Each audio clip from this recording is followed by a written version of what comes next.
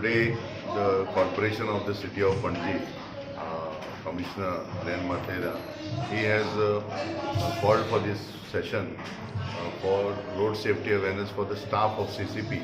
Now, this is part of a resolution taken at the State Road Safety Council.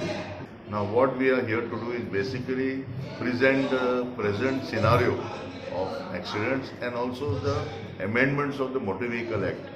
As you know, today many changes have come.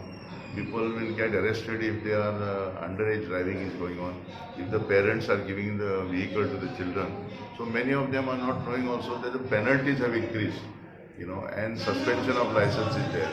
And one of the things that we are trying to do is also to make the staff today aware that in case of accident also, there is a compensation scheme for any person who dies. So where they can approach for this assistance. So we want to create all these arrangements in the office of the CCP itself.